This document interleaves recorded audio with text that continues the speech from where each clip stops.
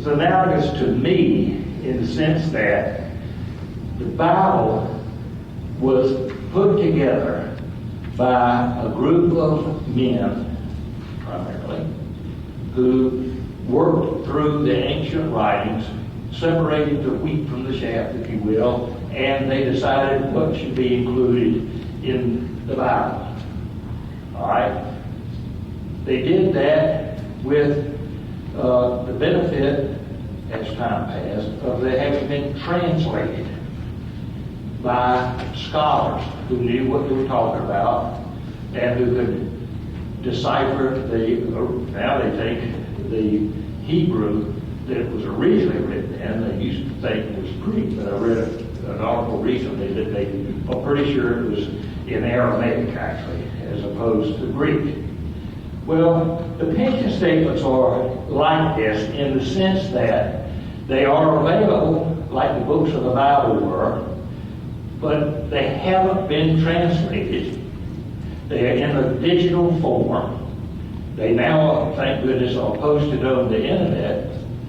And you have to be able to separate the wheat from the chaff, because some of the stuff is good material, some of the stuff is not good material.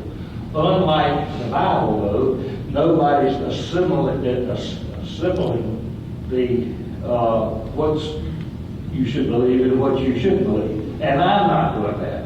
I've undertaken this task with the idea that Bobby Moss really gave me, Dr. Bobby Gilman Moss, who I think the world of. He basically takes the viewpoint that every single pension application written, given by a veteran is the gospel truth. Therein lies another analogy to the Bible.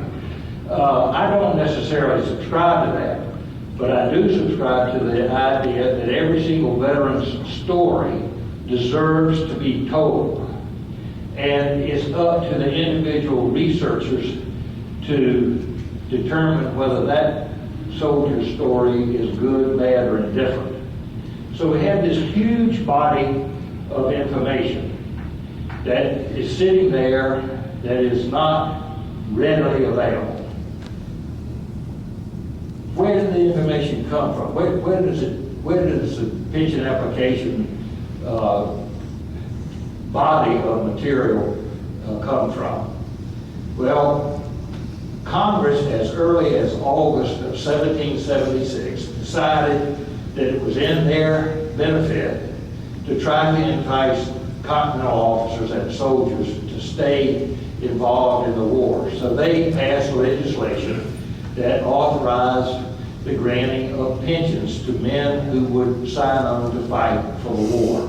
And over time, up to the last act, which was passed in 1878 for the benefit of widows of veterans, there were 15 different acts between August of 76 and 1878. 15 different major acts which granted pensions to various groups of participants in the war. Unfortunately, due to a fire in November of 1800, all of the records relating to the pension applications that were filed prior to that date were wiped out. Unfortunately, again, 1814, the British have the audacity to attack us again. And they burned Washington. And they burned all of the pension applications that had been generated from the end of the November fire of 1800 until 1814 when the British burned Washington again. So we had this huge body of paper. Where did it come from? Well, it comes primarily from two big acts. One is the 1818 Act, which gave a pension to indigent Continental officers and soldiers who were in need of the support of their country. So that's a fairly restricted number of people who would qualify for that. the 1818 Act, and I'll try not to get into too much detail because I really don't want to, I want to walk you through the site as opposed to give you all the genealogy of the site. But the 1818 Act just said if the veteran was in reduced circumstances, would swear to that, then he'd get a pension. And they granted a bunch of pensions. Guess what? 1820, Congress decides that too many guys are applying for this. We don't have that much money. We better pass some legislation that empowers the Secretary of War to decide what the term in reduced circumstances means. The Secretary of War, in his wisdom, decided that that meant any man who could, by filing a sworn schedule of his property, could show that he had net assets of less than $350, which was a fairly substantial amount of money at that time. So you got, then in May of 1828, Congress passes a much more liberal act for continental officers and soldiers, giving them the benefit of the 1818 Act without any qualification to show need. So 1828, all continental soldiers are then eligible, officers and soldiers, are eligible for a pension, okay? Then along comes the 1832 Act, the second really major act, where Congress opens up the entitlement to a pension to men who serve either in the Continental Army or in a militia group for at least 6 months, and who could prove that, and who could answer 7 uniform questions. Where were you born? When were you born? Do you have a record of your age? Et cetera, et cetera. Where you live. There'd be just an amazing amount of information available simply from the answers that these men gave to those questions. So, going back to my analogies now, I hit upon the idea when I was writing my book about James Williams. I was really frustrated. There was just no way to find the Bible, if you will. It was an index to it as to who said what about James Williams in this war. Now, it turns out that there have been some very good miners in the gold shaft, like Bobby Moss, who have listed the pension applications of men, and the DAR, of course, who listed the pension applications of men, but they don't normally have any kind of index or way to find them. And they're referring to the handwritten applications themselves.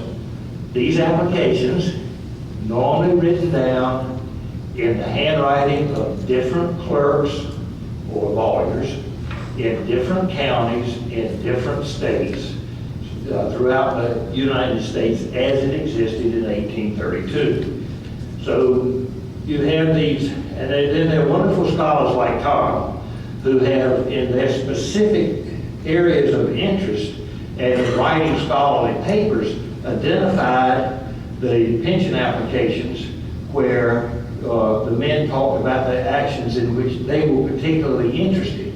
But there again, they give you the citation, you go find it, and you find a handwritten document that you may or may not be able to read.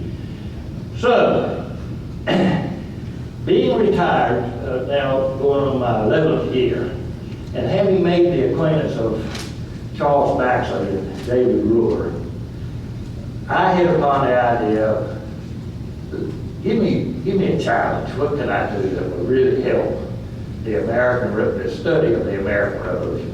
Well, why don't you transcribe all of the pension applications and file a searchable database? It would take you maybe a year and a half or 2 years. And Charles, who is an amazingly generous person, just an amazingly generous person, says, and by the way, I'll let you post your website online so that we can tie it in with my wonderful, and he does have a wonderful Southern campaigns of the American Revolutionary website. So I am, in a way, a parasite on that.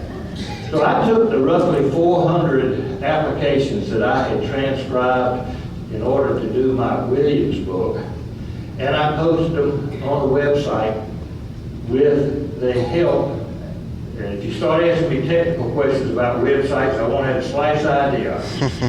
Charles also had a good fortune of introducing me to John Robertson, who is a technical whiz.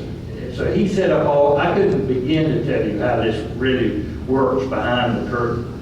I am indeed the wizard in that I can get behind that curtain, okay? He's given me an idiot sheet that I can file to update this thing every day. But I thought it would be interesting if I just walk folks through this fairly quickly, and then maybe open the discussion up for questions if folks have any. But this is the site. It is a link off of Charles's Southern Campaign of the American Revolution, which is that site there. Yeah, Carol, can you click on that and see what happened? There's the home page that will greet you if you go there, and then you can log on to or click on to my link there. Now, what I decided to do with John's help, and what I think it really makes this a very useful tool, is we've got a dedicated search facility zone. Why is that important? It's important because there is no way that you can determine what you may find about your particular relative simply by looking at that relative's name as having been an applicant, or his widow having been an applicant for a pension fund. I cannot tell you how many times it has come up that, particularly in the 1818 transcripts, where those those applications are supported by men who weren't in indigent circumstances, didn't qualify for a pension, or were too proud. Veteran after veteran would say they did not want to call upon their country, for which they had fought, to give them a pension. They didn't fight for money, they fought for the cause. But because I fought in hard times in my old age, then I will make an application. Time after time you run into those guys, but a lot of times in the 1818 Act, men who were alive then to support the application of their fellow soldiers were not alive by 1828 when the Continental Service was opened up to everybody, or who just decided they weren't going to file regardless, and never did file. But you'll find that they supported some other soldiers' application, which is a really big benefit to this site, in my opinion. That plus, if you, as Chris made reference, in studying Briar Creek, for example, if you want to know what every pensioner said, every eyewitness said about his involvement in the Battle of Briar Creek, you search on Briar Creek, and that search box, Carol's gone to another page. If you go here, you can get just a very simple search entry. You can put Briar Creek and find out how many hits you get. Let's just do that. And of course you can spell it with an A or an E, and so you have to be a match and to begin the searches. So let's submit that and see how many hits we get. Yeah. So it tells you that 221 hits excuse me, 147 hits and 221 pages. Well, you say that's way too many. I don't want to look at that many. You have to refine your searches. So if you go to this is wonderful stuff from John Robertson. You click on the other searches, and you can search by an advanced search. This is the same simple search.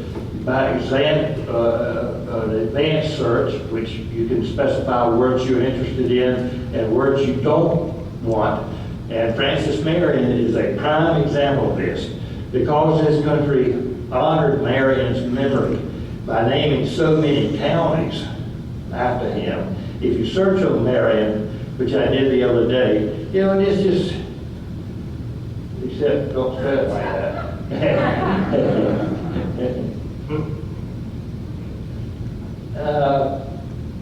But if you search on all, you're going to get a lot of hits. You're going to get way too many. You need to put quotation marks. I don't really want to get into the techniques of how you do your searches. What we have done, go back to the original page if you would, Carol. Yes. Now what we've done is click on the legislation. Here's an article I've written that gives you sort of the genealogy of all of the pension and bounty land applications. And so if you're interested in that kind of detail, you can find it. Go back to the original page.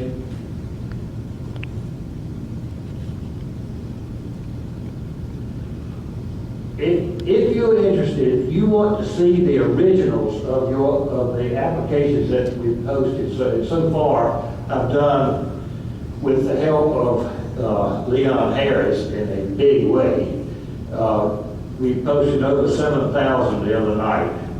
There's a total of the ones that we've transcribed and posted. But if you're interested, as a lot of people are, and I get a number of emails from folks who say, well, where can I find the originals of these pension applications? Well, there are two very good sources. One is probably free, and one is an annual subscription. You can order copies from the National Archives, or at least before Footnote came along, I know you could. I don't know if they've stopped that now or not. But that's a very time-consuming, laborious thing. It requires you to identify which specific pension application you're interested in. They've got a form you have to fill out. And I think the fee now is like over $100. I could be wrong about that, but there was some mention in Congress, I know, of bumping it up from $37 to over $100.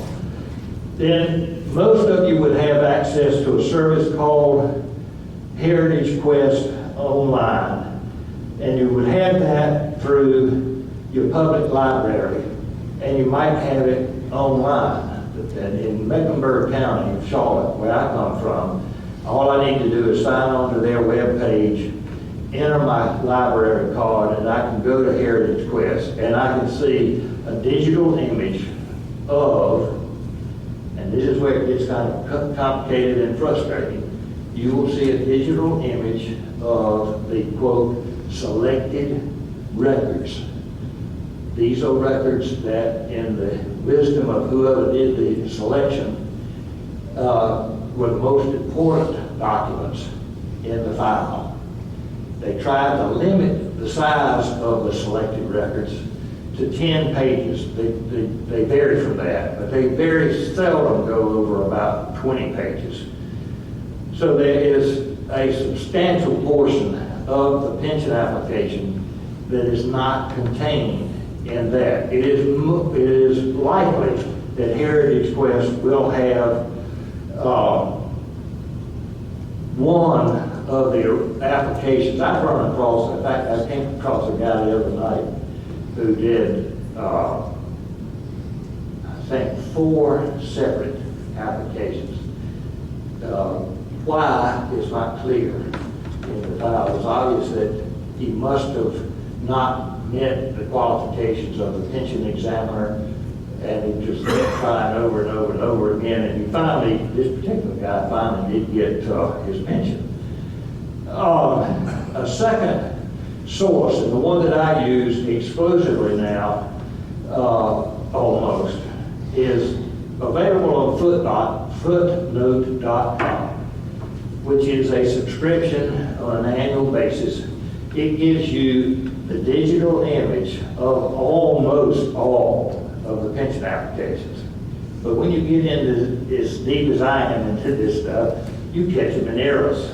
And I've called to their attention several that I know exist because I can find them on Heritage Quest that aren't posted on Footnote.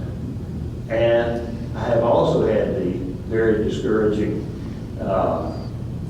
experience of finding another veteran's pension application incorrectly filed in some other veteran's file that may or may not bear any relation to the last name. You would think if that error was going to occur, would occur because they put John Smith that came from Maryland in the same file with John Smith who came from South Carolina.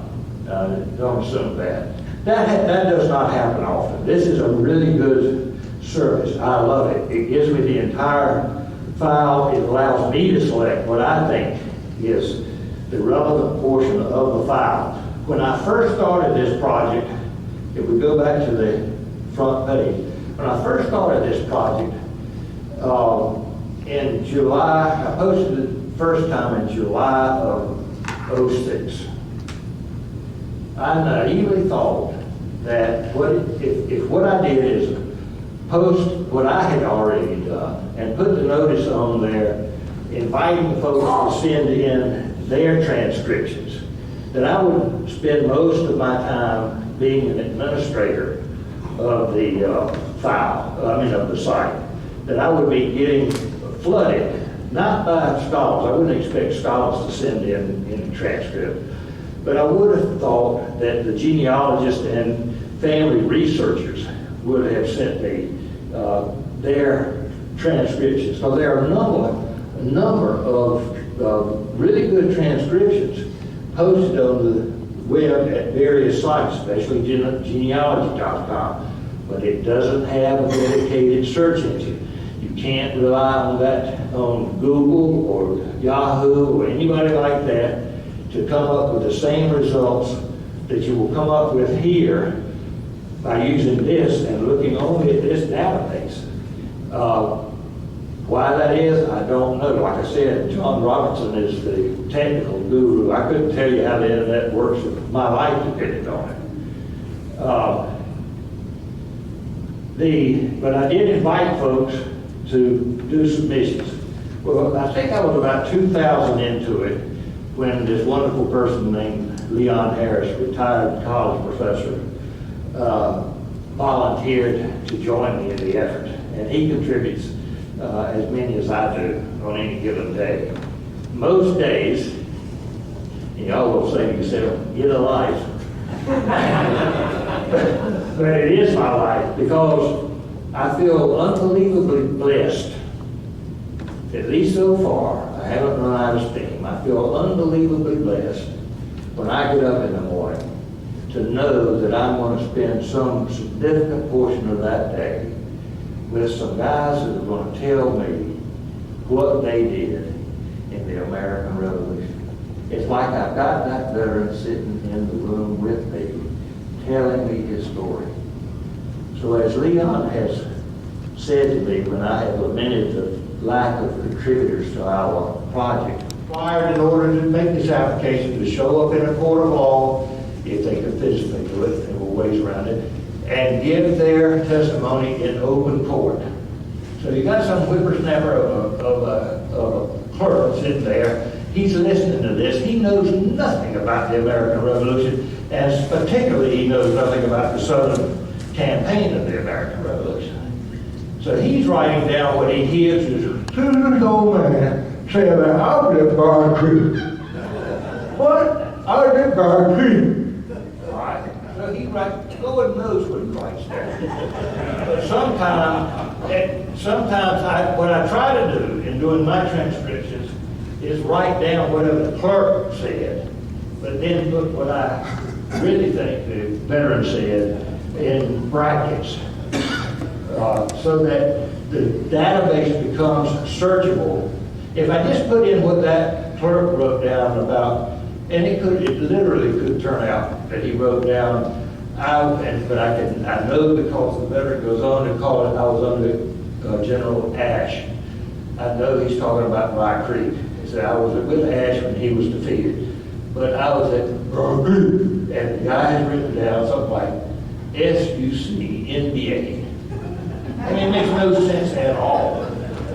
But that's what this young clerk heard. So you got the challenge of a very old man, the youngest pensioner I've ever found, claims Andrew Jackson did not file a pension application himself, but a number of veterans have made reference to having seen President Jackson, because guess who was sitting in the White House in 1832 when he was making, that veteran was making his application? Andrew Jackson.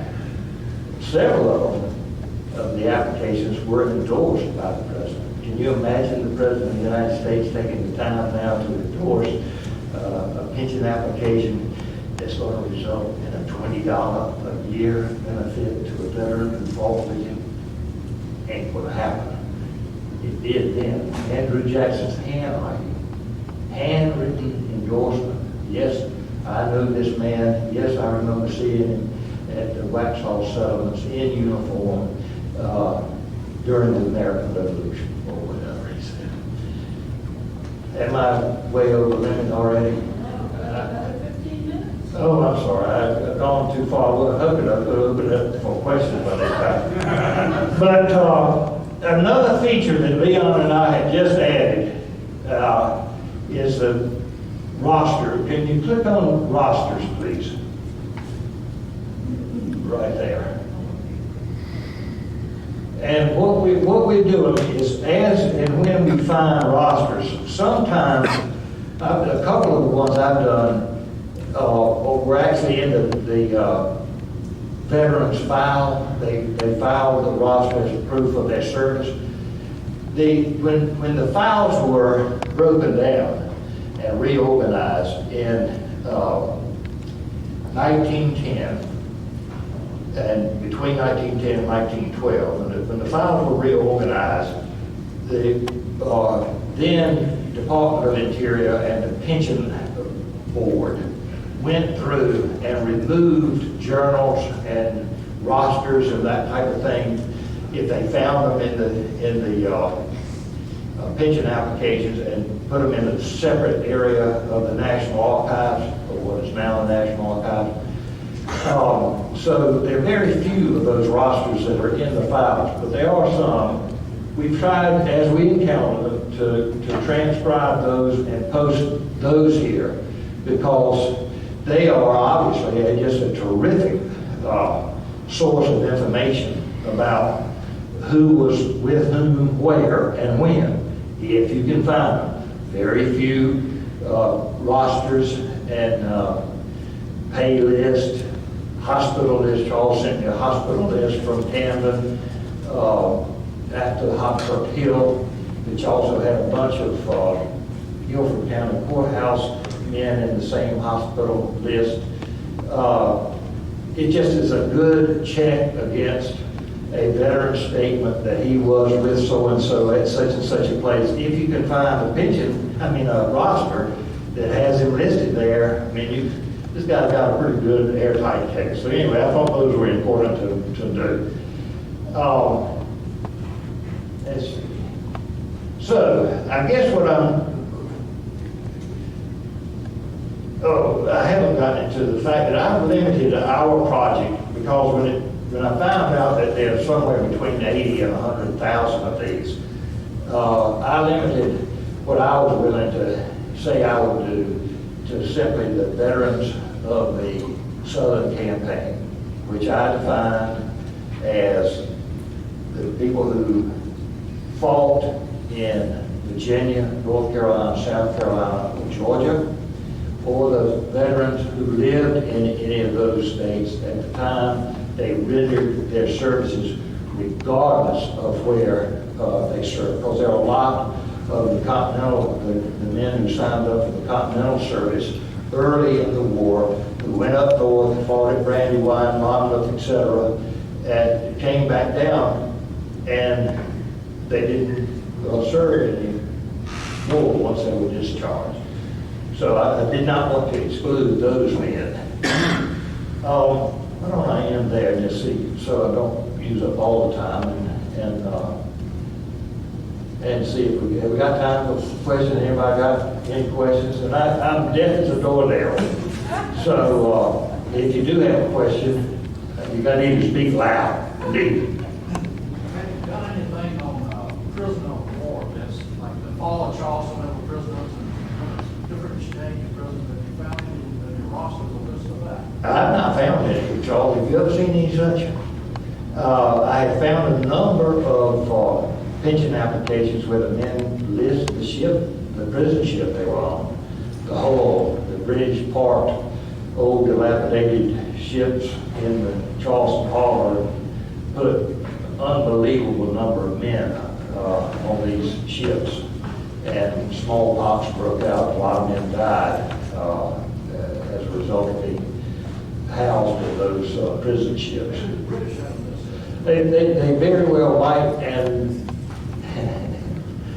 just depends on how long I live, I guess, as to what the ultimate scope of this thing will be. Right now, you see, I estimate that there are probably somewhere between 25 and 40,000 of the known universe of pension applications that fall under my definition.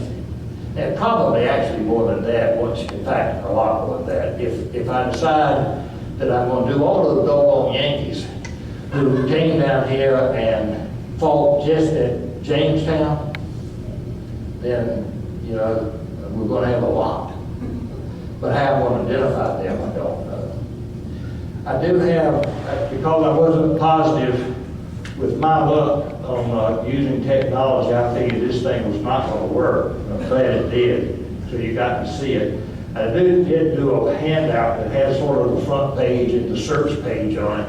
It also has a few websites that you might be interested in. One of them is the Seagoing website that a fellow has done that I find wonderful. That's one of my own real areas of interest, is the sea service during the Revolution. And so I love running into pension applications of men who served at sea. Yes, sir. Up in Oconee County, near Seneca, there is a bounty land community. And I've always thought that it was from men, families who moved there, they had land and bounty, but I have no documentation, but you probably know about that area. See, clearly know about Seneca. A lot of men indicated they served at Fort Seneca, because that was a jumping on point for or one of the frontier forts. We forget that South Carolina and Georgia were the American frontier at this time. These men were fighting Indian wars at the same time they were fighting the American Revolution. And in fact, a lot of men got pensioned solely on the basis of service in the Indian wars during the period of the American Revolution, because Congress, and rightly so, viewed particularly the Cherokees as being allies of the British and were fighting for the British. The bounty land applications, as we encounter them, are being transcribed. Unfortunately, those are very summary.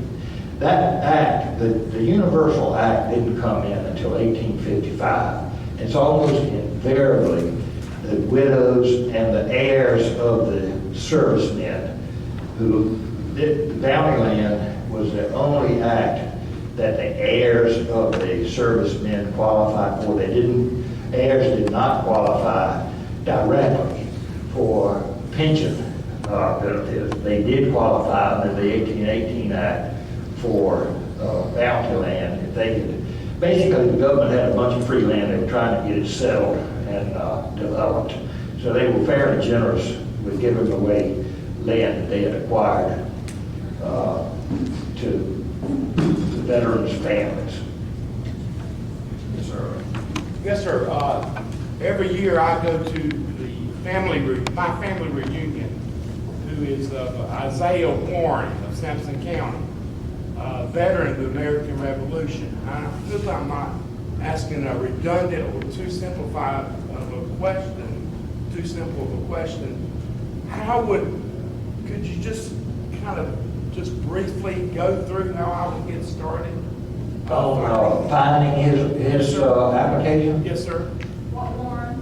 What was the first It name? would be Isaiah. Isaiah Warren. Have you looked at my site to see whether I've done anything with it back to start there? Okay, that's where I would be. No, where I would start personally, Yes, sir. when I get a roster and I want to do a very quick rundown to see if anyone remotely by the name of the person listed in that roster lived long enough to file a pension application, I start with Heritage Quest. It has the better of the indices, plus it's free. You just go there and look, put the guy's name in, and see if you can locate his pension application. What I'm afraid you may well run into, think about it. The life expectancy in 1832 in the United States of America for a white male was 43 years old. So the fact that the men were living long enough to file a pension application and would be 60, bare minimum 65, and those I really question. Usually they're 69. The oldest one I've found is 105.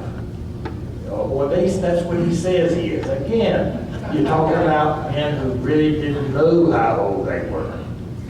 But because they had to answer those 7 questions, they had to make a guesstimate of how old they were and when they were born. But if I were you, I would go first there, but then I would go, and of course this is far from complete because it's only 7,000 or 40,000.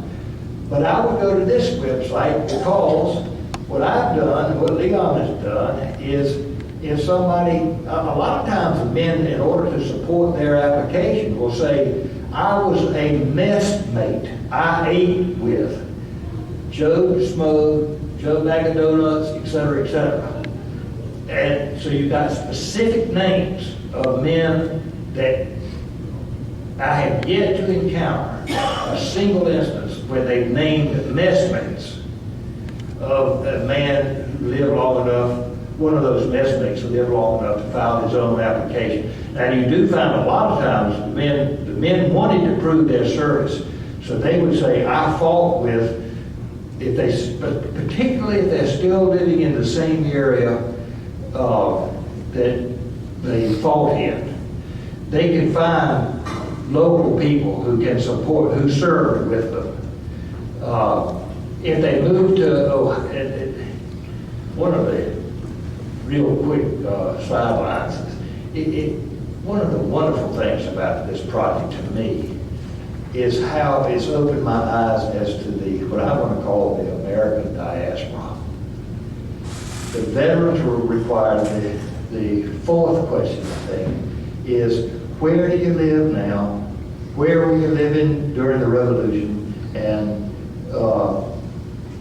where have you lived in between those 2 times? So the man had to list where he has lived in various areas. And veteran after veteran after veteran says, I lived in 96 District, South Carolina, when the war broke out. I moved to Georgia, I moved to Tennessee, I moved to Kentucky, I moved to Ohio, I moved to Indiana, I moved to Wisconsin. Wisconsin's the furthest out I've ever found. But that guy, it highlights, as much as the Southern campaign was the first American Civil War, the American Civil War literally was brother against brother, cousin against cousin. A lot of those Yankees came from the South.